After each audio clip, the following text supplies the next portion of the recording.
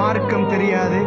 நான் கேட்கிறேன் யுவதிகளே, அல்லாஹ்வுக்காக வேண்டி ஹராத்தை நிப்பாட்டுங்கன்ற எத்தனை சகோதரர்கள் நிப்பாட்டுவீங்க? எத்தனை சகோதரர்கள் நிப்பாட்டுவீங்க?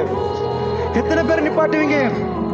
டாய்லெட்டுகளிலும் பாத்ரூம்களிலும் என்னென்னலாம் நடந்து கொண்டிருக்கிறது, இடையிலையும் பங்குக்கு கீழையும் என்னெல்லாம் நடக்குது.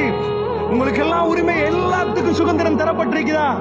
இந்த உலகத்தில் உள்ள மனிதர்களும் உங்களோட உள்ள நிர்வாகிகளும் வேணுமானால் உங்களுக்கு சுதந்திரம் தரலாம்.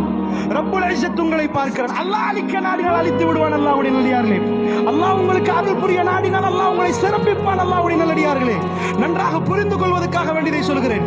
நீங்க நினைச்சிடாதீங்க இந்த உலகத்துல எல்லா ஃப்ரீடம் உங்க கையில உண்டு. அல்லாஹ் ரப்புல் இஸ்ஸத் உங்களுக்கு வாழ்வதற்கு ஃப்ரீடம் தந்தால் நீங்க விரும்பியதை செய்யுங்க.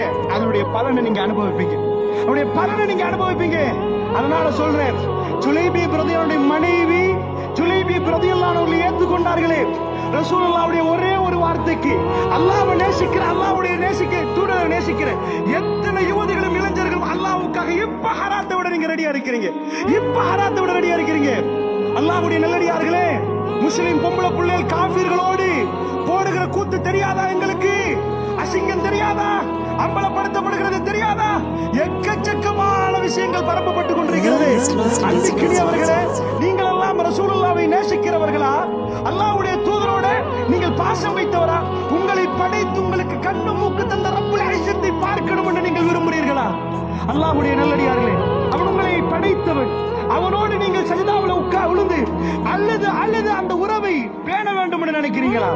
தஹஜ்ஜுத்ல எழும்பி சஜிதாவுல விழுந்து அல்லாஹ்வோட கொஞ்சினவர்கள் எத்தனை பேர்? அழுதவர்கள் எத்தனை பேர்? வல்லாஹி ரப்புல் இஸ்ஸத் உங்களை கண்ணியப்படுத்துவான்.